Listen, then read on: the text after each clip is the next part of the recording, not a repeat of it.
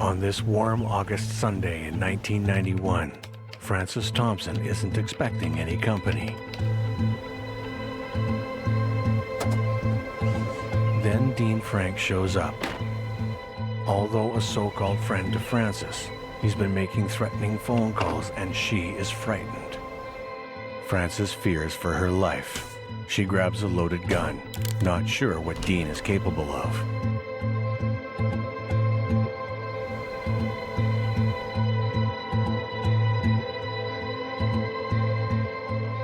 And he threatened her. It was something to the effect of, "I'm going to kill you." And at that point, he charged at her. The whole situation escalates from 0 to 100 in the blink of an eye. Anytime there's a death in a small community, it shakes the community up.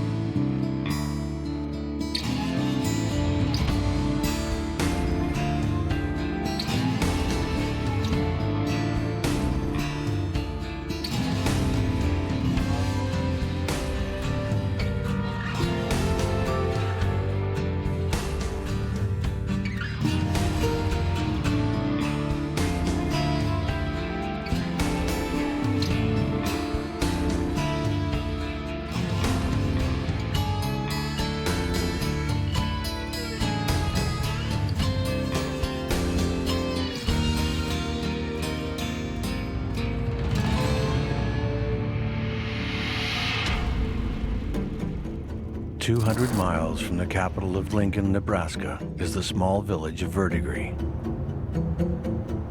It's a population of about 500, a lot of nice people.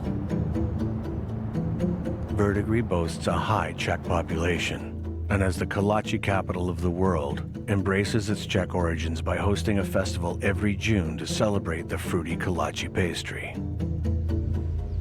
Located in Knox County, Verdigree is an agricultural-based economy, with 86% of the county's land used as farmland, and roughly 1,200 farms in the county.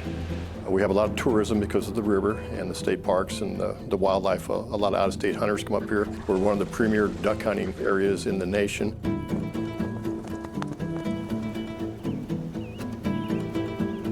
In 1985, although not farmers, Frances Thompson and her teenage son move on to a farmstead 20 miles north of Verdigree after her husband dies in a construction accident. It's a chance for them to start over. She was the type of person that maybe wasn't what you would say ordinary to our community, a little bit different, but nothing criminal-wise about her that I had ever known. Frances meets Dean Frank, a man a few years her senior who used to farm and is now living in Atkinson, about an hour away. Dean was hardworking. He was a bohemian. He had farmed nearby until the farm crisis in the early 80s. Like a lot of farmers, when the farm crisis hit, he had difficulties.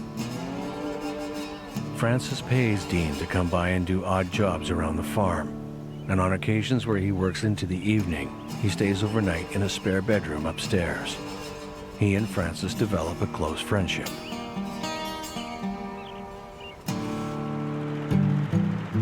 Frances is an avid animal rights activist and an environmentalist. In the summer of 1987, she purchases a pig. She names it Arthur. If she could rescue every animal destined for slaughter, she would, and so begins her dream of converting the property into an organic farm. She was, I guess you would say, an animal rights activist in a small way, at least, in her mind.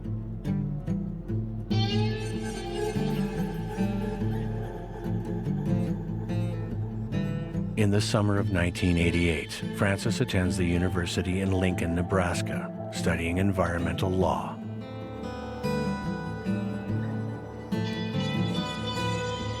Dean's main task becomes the care and well-being of Arthur, Frances's pet pig, while she's away. By 1991, Frances is in her third year of studying environmental law at Lincoln. She's a straight A student, passionate about animal rights and environmental protection. And while she may be older than a lot of the students in her classes, this is the life transformation Frances is looking for after the death of her husband. Frances's son is now grown and away from the farm, attending the Naval Academy. That summer, after classes finish and Frances returns from Lincoln University, her relationship with Dean takes a romantic turn. They had a non-sexual friendship, occasional odd job employer relationship, and that continued up until basically the summer of his death, 1991. On June 16th, Frances spends the night in Dean's trailer. This is when Dean first suggests the idea of marriage, positioning it at first as a business venture.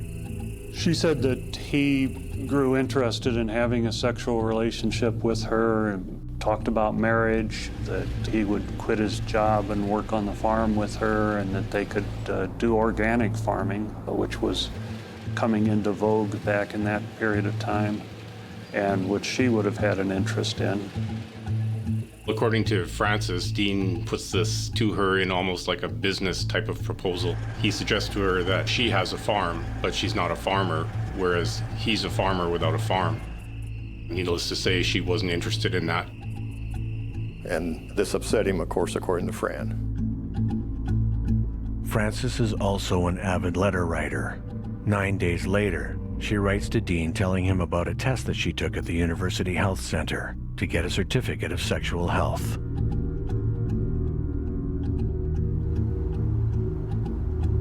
In another letter where she invites Dean to her son's graduation, she also writes, "I put way too much energy into agonizing over letting sex back into my life.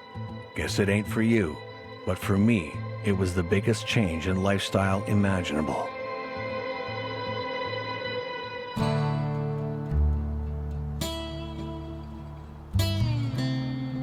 Though Frances downplays her romantic interest in Dean and says that she never took his proposal seriously, her actions and her letters suggest there is something romantic, or at least sexual, between her and Dean. She insisted that they would get tested by a doctor before there would be any sexual contact. On July 3rd, Dean visits Frances in Lincoln and stays with her at her duplex for 6 days.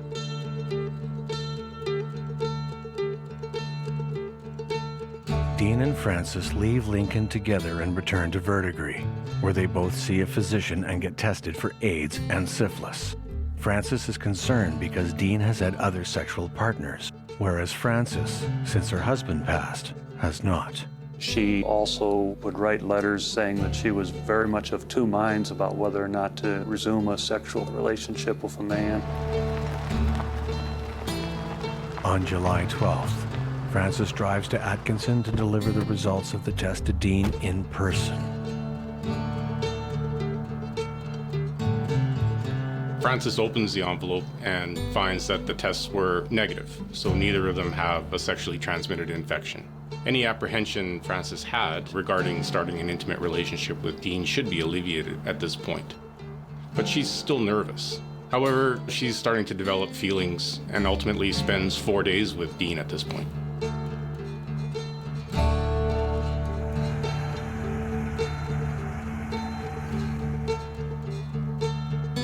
The next week, Frances returns to visit Dean. She has something on her chest she needs to get off.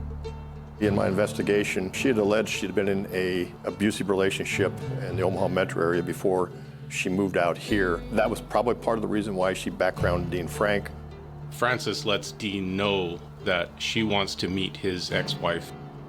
Dean's not terribly happy about the idea of Frances poking around in his background, and he pretty much shuts the idea down right away. Frances is troubled by Dean's response. It makes her suspicious. Perhaps Dean is hiding something.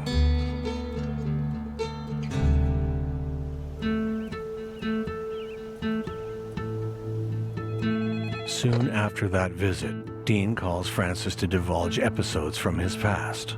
He shares with her about his former lovers.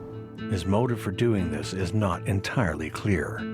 I think Dean felt bad about the way he reacted to the idea of meeting with the ex-wife, and this was a way for him to try to build trust. But I think Frances took it as a way of trying to make her jealous, perhaps in an attempt to make her more open to the idea of a sexual relationship a little sooner than she would have otherwise been.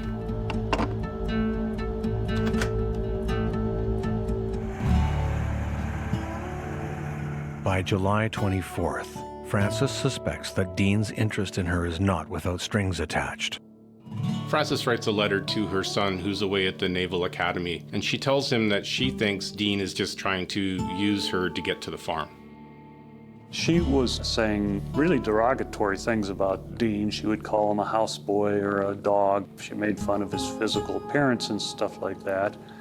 And she would say that she was leading him on or letting him think that there was a possibility that they were going to get married.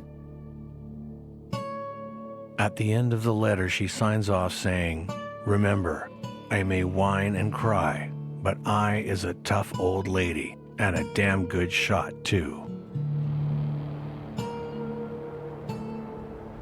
On August 6th, Frances goes to a hardware store in Verdigree. She had come into the store and bought .357 ammo for her revolver.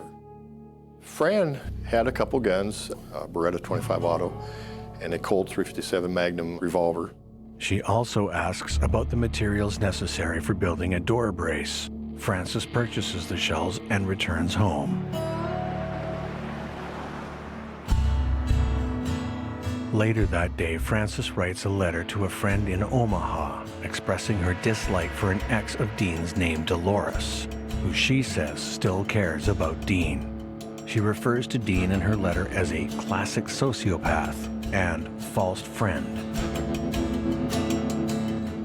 Frances sent a letter to one of Dean's exes, Dolores, expressing that she had spent the night with Dean on June 16th. She makes a comment in the letter about the fact that she didn't in fact sleep with Dean on that night, which is a strange tactic if she's trying to make Dolores jealous. Frances basically tries to play it off as Dean was her persistent admirer. She didn't reciprocate. There are letters from Frances to Dean talking about bringing sex back into her life, talking about STI tests that she took.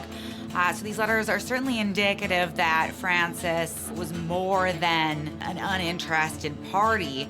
These directly contradict her, and they are evidence that can be used in court. Tensions in the relationship between Frances Thompson and Dean Frank are building and are about to take a violent turn.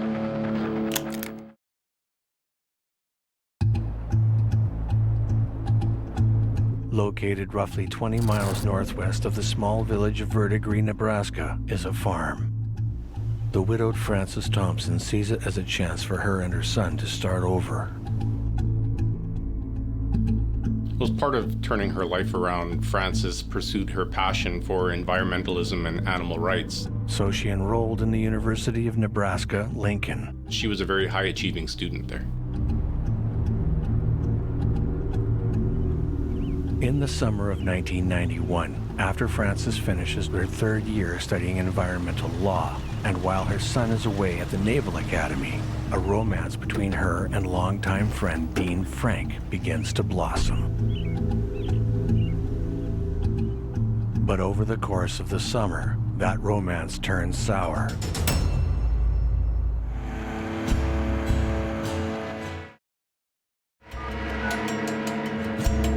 On August 17th, Frances calls the sheriff's office to report threatening calls from Dean Frank.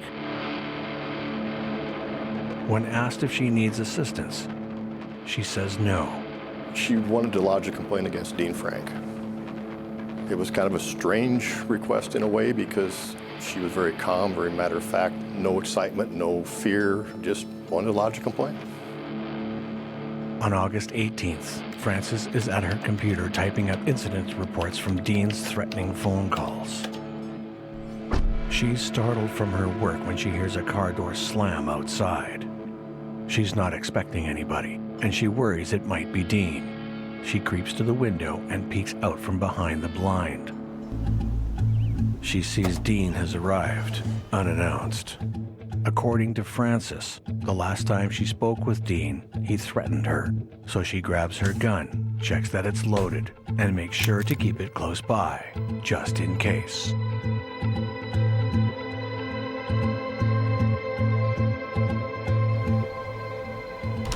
There's tension in the air as Dean makes his way to the kitchen to put away the groceries. Frances claims that she never asked him to come over, but now she's too afraid to ask him to leave. The whole situation escalates from 0 to 100 in the blink of an eye.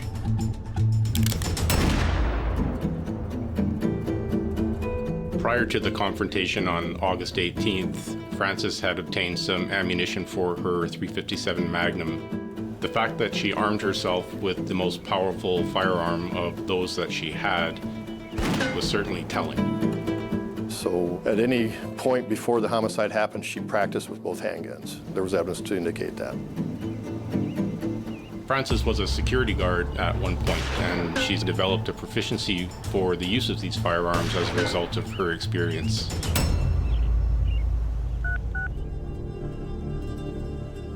There is a record of Frances talking to the sheriff and advising the sheriff that Dean's threats have been escalating and that she is receiving threatening calls from him. The sheriff advises Frances to keep a record of these calls and also advises her that she should attend court and get a restraining order against him. However, it's a Sunday, so she'll have to wait until the next business day. So generally you would have to apply for a restraining order at the courthouse. Normally they want documentation that there's threats being made of some sort and that you do feel that you're in danger. Dean enters the house and goes straight to the kitchen to unload groceries. What happens next will change their lives forever. Her story was that he came in, he lunged at her and said, "I'm going to kill you," or something to that effect. According to Frances, she draws the gun and warns Dean to stop. When he doesn't, she fires 3 shots into his abdomen and fires the 3 remaining shots into the floor. Dean is badly wounded, and unless help arrives soon, he will die. Frances calls the sheriff's office at 5:35 p.m. from the farmhouse, advising them that she shot someone in self-defense. She said, "I want to speak to a deputy. I shot Dean Frank. He came into my house." At 6:25 p.m., almost an hour after the call is placed, authorities arrive on the scene where they're admitted to the home by Frances. They responded as quick as they could, but it took 50 minutes to get there from the time she called. When I entered the house, I seen no signs of a forced entry. I didn't see any signs of a struggle inside, which I thought was kind of strange. Everything appeared to be like it should be. The sheriff is surprised to see Dean still alive. He's bleeding out badly and is minutes from death. The deputy attempts to stymie the bleeding while the sheriff calls for paramedics. He was still alive at that particular time, and they treated his wounds that they saw and then tried to stabilize him. He basically was dead the minutes after the EMTs arrived. The sheriff informs Frances she'll need to come in for questioning, but she insists that she was only defending herself and points to the self-defense message Dean wrote in his blood as proof. Soon, the forensics expert arrives to assist the investigation. The message written in blood still has the sheriff puzzled when he notices a nearby suitcase, where he discovers a series of notes.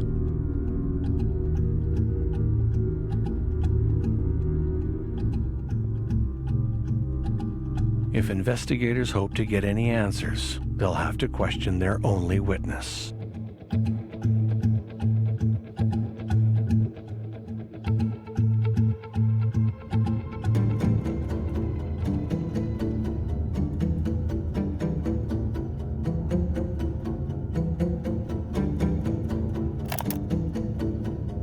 The sheriff asks Frances to detail for him the events that led up to the shooting. Frances recounts that on August 17th, she calls for the first time to report that she's receiving threatening phone calls from Dean. She tells him that that very morning, she reports more threatening calls from Dean to the deputy, with instructions to get a restraining order the following day. She tells the sheriff she wasn't expecting Dean to show up that day, but she wasn't entirely surprised that he did. She expected a confrontation would occur at some point, and that's why she had her gun ready with her.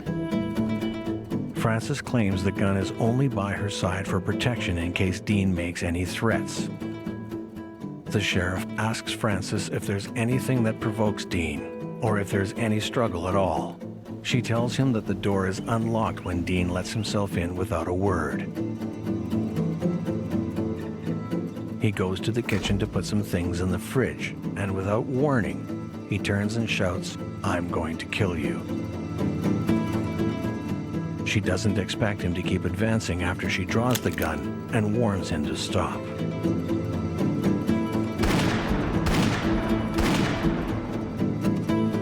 Frances claims that she can't actually remember Dean's exact wording, but she's pretty certain he issued a threat. She says this isn't the first time he's given her cause to fear for her life.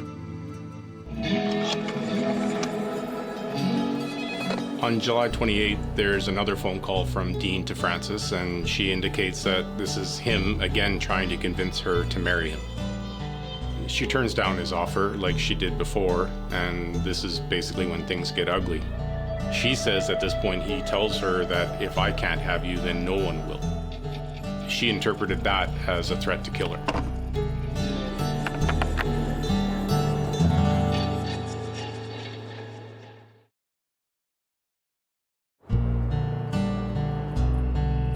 In the summer of 1991, the friendship between Frances Thompson and Dean Frank takes a romantic turn. And on June 16th, Dean suggests the idea of marriage, positioning it at first as a business venture.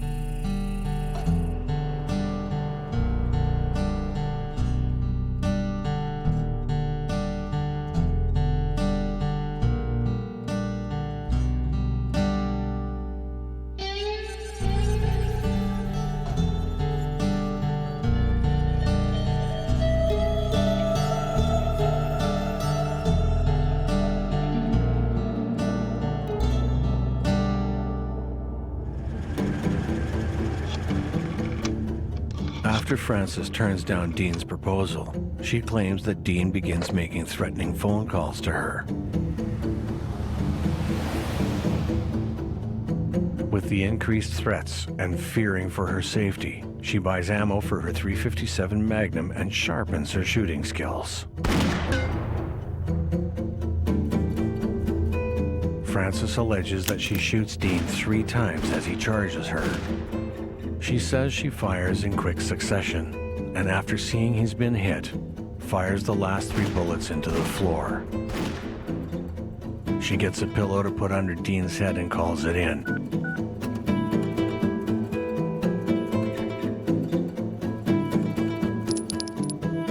She reloads her gun and keeps an eye on Dean. Frances claims that after Dean was shot that he was crawling along the floor, and blood splatter experts reveal that there was no indication of such an accusation.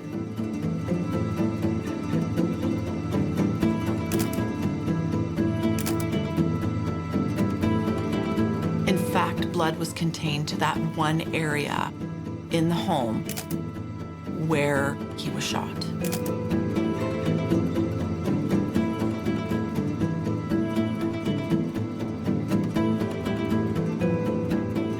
In addition to investigators obtaining Frances's gun, they also took her computer as evidence.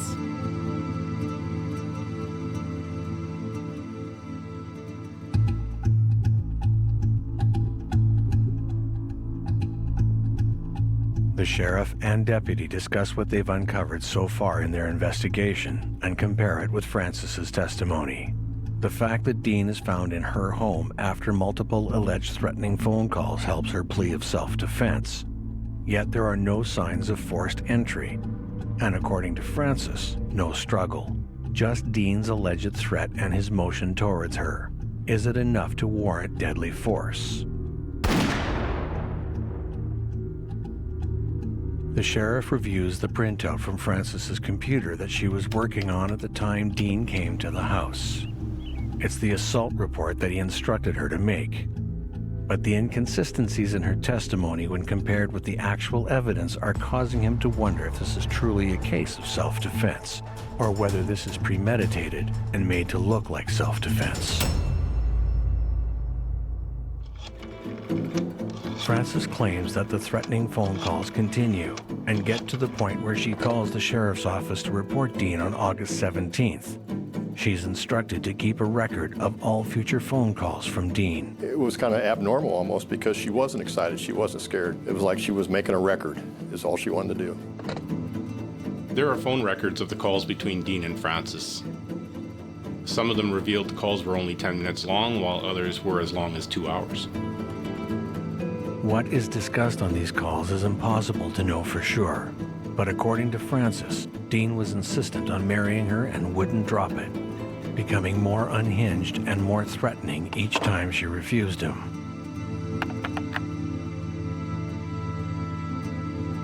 Investigators review the evidence in conjunction with Frances's testimony.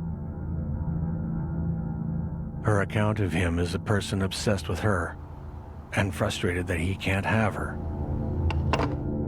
Well, they do only have Frances's version of events to go on, but she has records of all the dates and times of these alleged threats, so that can help her case.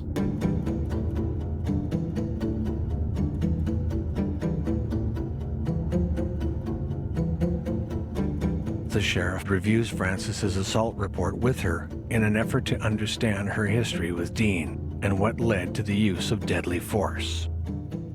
Frances is cooperative in explaining that the calls became increasingly threatening, and she adds that on August 5th, she speaks to Dolores Fisher, Dean's ex-girlfriend who lives in Atkinson. Frances says that Dolores tells her that once when he was drunk, Dean threatened to slit her throat.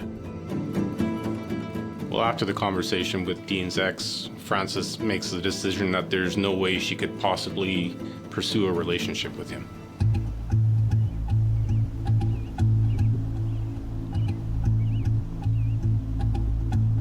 A few days after her call with Dean's ex, Frances finds Dean on the property fixing Arthur the pig's irrigation pipe.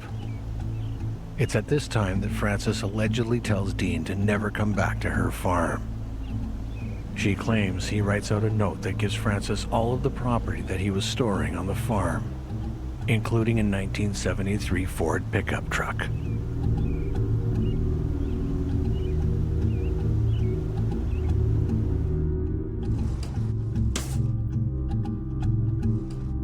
The document and the title are found in Frances's kitchen following Dean's death.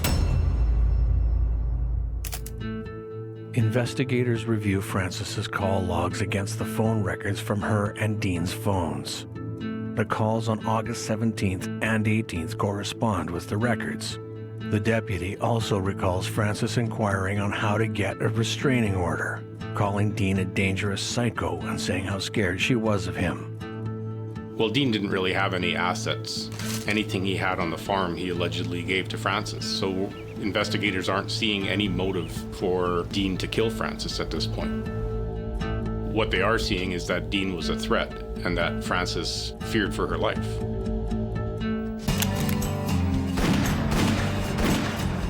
Frank dies from his wounds, and Frances claims it was self-defense. But the autopsy report is about to reveal to investigators a very different story from the one Frances has been telling. The autopsy, to me, was interesting because there was one entrance wound from the front going out the back, and there were two entrance wounds in the back of the body, which he'd have been turned away from her. One did not exit, was lodged actually in his hip.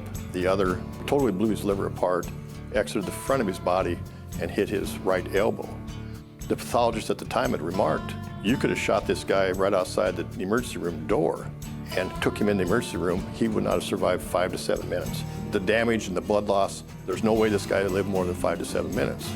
I said, Doc, it took 50 minutes from the time we got that call to the time the deputies got to the scene and went in the house, and he was still alive. And the doctor said, that's impossible. There's no way this guy was alive 50 minutes after being shot. Well, investigators put together a timeline of the events. And according to the sheriff's log, they received a call about the shooting at 5:35 p.m. Police arrived about 6:25 p.m. By 6:30, they had determined that he had no pulse or other vital signs. And at 7 p.m., he was pronounced dead after CPR proved unsuccessful. So Francis's accounts of the events is not what the evidence and the autopsy are from the medical examiner's findings. Forensic pathologists would be doing an autopsy, and ultimately the only two people that know what occurred at a scene are the victim and the suspect. Now, Dean is deceased, and so the autopsy proves that he actually sustained 3 gunshot wounds, but not all simultaneously as Francis had first indicated. The autopsy reveals that Dean sustained a gunshot wound that actually gave a laceration to his liver and would only give him about 15 minutes to live due to the fact it was so vascular and bleeding.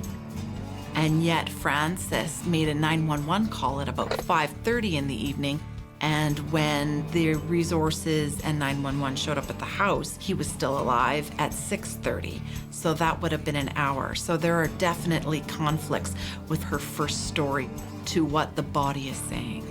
Francis first reveals that all 3 gunshot wounds happened simultaneously, but the autopsy indicates otherwise. That type of wound and the evidence that the medical examiner found are consistent with those not being gunshot wounds that the victim received an hour prior. Frances Thompson claims she shot Dean Frank in self-defense. The forensics report tells a different story. Was this a murder?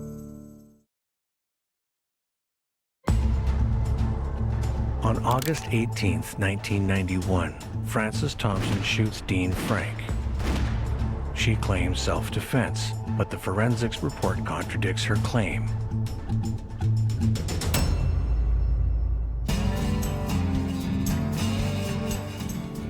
After reviewing the sheriff's investigation and the autopsy report, the district attorney's office decides to try Frances for first-degree murder and instructs the sheriff to place her under arrest.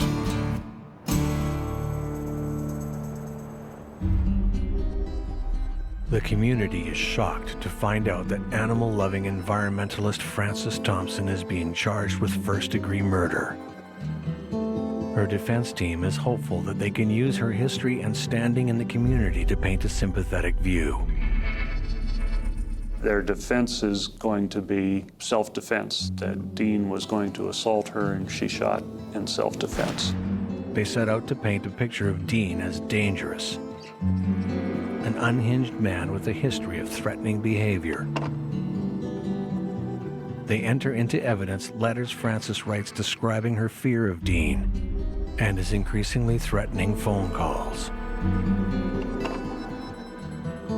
They attempt to dissuade the jury of any notion that Frances is jealous and wants to keep Dean. In a letter where Frances alludes to being jealous and in love with Dean, the defense claims that Frances only means that she loves him as a friend. And when she says jealous, what she really means is disgusted. They paint Dean as the one who is obsessed with Frances and claim that she had no romantic interest in him whatsoever, which is why he threatens to kill her, and ultimately why she has the right to defend herself. The defense is trying to argue that Frances and Dean's relationship was one-sided and that Dean was the pursuer of Frances and that she was disinterested. However, the letters from Frances to Dean paint a very different picture. They talk about how she's in love with him, how she's jealous of his ex-partners, and they also talk about the sexual health tests that they got. So not only did Frances tell Dean that on June 25th she received a negative test, they also go together to a doctor on July 9th and get tested for AIDS and syphilis, and she then goes to hand deliver the negative results to him. So all of this paints a very different picture than the picture that the defense is trying to paint. The prosecution brings up Sharon Boehm as a witness. Frances claims Boehm told her of several incidences of Dean beating his ex-wife. However, Boehm testifies that she told Frances she heard of one incident, which she refers to as hearsay, in which Frank shoves his ex-wife. But she did not say that Dean was violent in any way. And then the other girlfriend that she talked to also did not say that Dean was ever violent in any way. Both testify that he becomes verbally abusive only when he's drinking.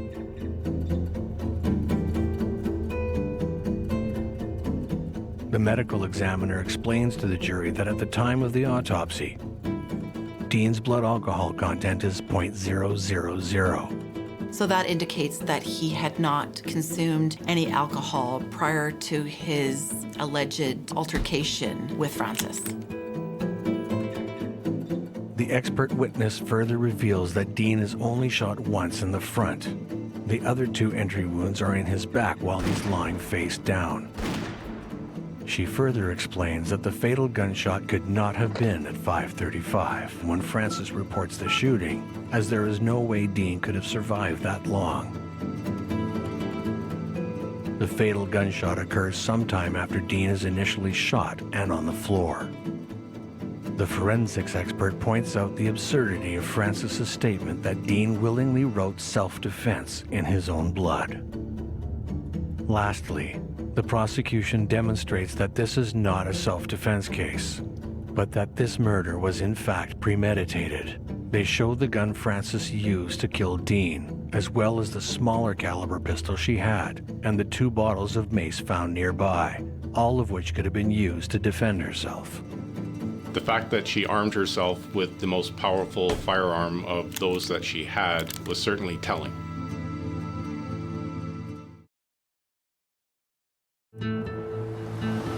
Based on the evidence, the prosecution describes a very different version of the events on the day Dean Frank was killed.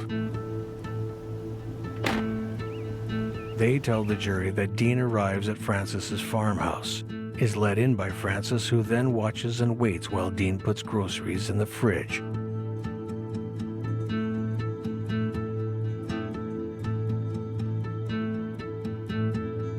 Frances calls Dean over to look at something on the computer. Dean turns to face her and takes a few steps forward when Frances pulls the gun and shoots him. Dean is lying there bleeding out, and Frances walks up and essentially point blank shoots him in the back.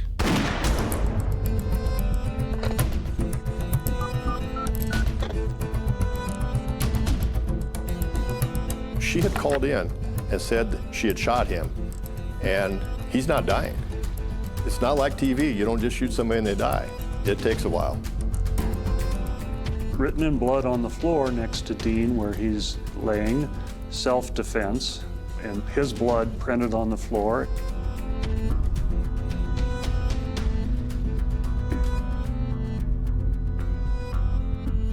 Frances reloads her gun and waits for the sheriff to arrive.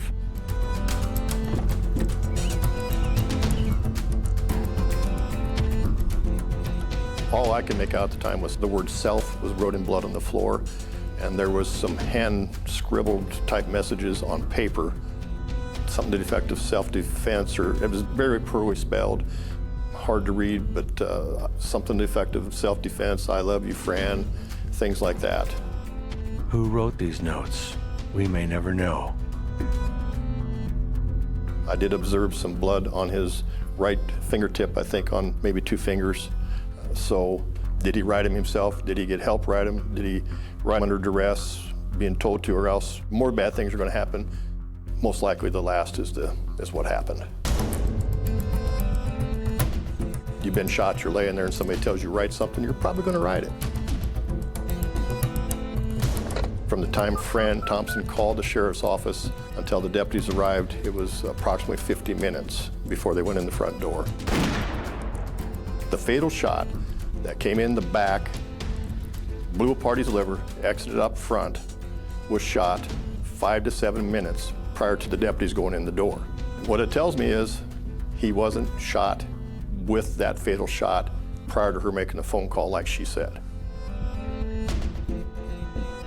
The prosecution shows jurors that with a gun as powerful as the Magnum, there's an immense amount of recoil, meaning Frances doesn't just fire off all 6 shots in quick succession like she claims. The shots are spaced, allowing time to aim between each round. Prosecution, in their closing argument, tries to point the jury to Frances's post-defense conduct or lack of conduct, and that Frances is trained in Red Cross first aid. However, she didn't do anything to try to save Dean's life. What can actually be drawn from this may not be that meaningful. There could be a lot of reasons why Frances didn't try to save him. She could have been in shock, for example. However, the prosecution is asking the jury to use this to infer her guilt. The jury goes away to deliberate Frances's fate. Jury members must decide if Frances Thompson is guilty of first-degree murder. Frances is an animal lover, an environmentalist, a straight-A student, a loving mother, and at one point, a friend of the victim. There isn't a strong motive for why she would have premeditated to kill Dean Frank, but the jurors must review the evidence. And the evidence shows that she bought high-caliber rounds for a powerful revolver. She target practiced with both of her guns. She left the door unlocked even though she claims to be afraid of Dean. And there are no signs of attack or struggle. Hence, no motivator for her to shoot him.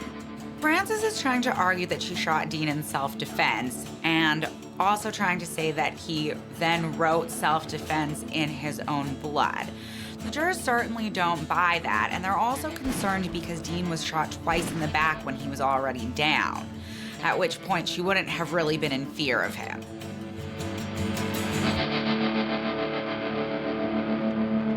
Jurors return after deliberating, and the judge asks the foreperson if they've reached a unanimous verdict. Frances looks on nervously, her fate hanging in the balance. The foreperson rises and informs the judge that they have reached a verdict. The verdict was that she was guilty of the homicide. Frances is devastated. Murmurs erupt throughout the courtroom and the judge calls for silence. He sentences Frances to life imprisonment for first-degree murder and 10 years imprisonment for the firearm charge, the sentences to run consecutively. Anytime there's a death in a small community, it shakes the community up. In this case, a person that moved to the community murdered a person born and raised in the community, and of course that rocks people too. You know, somebody you see every day, now they're dead, now they're murdered. A person that they were with a lot is accused of that murder. In a small community, it's hard. In the end, the questions of how and why it escalated to this point go unanswered. The case puzzles people in the community. They struggle to find a motive for why Frances killed Dean Frank, and they struggle with the tragedy that someone with so much potential is now serving life in prison. But life goes on in Knox County.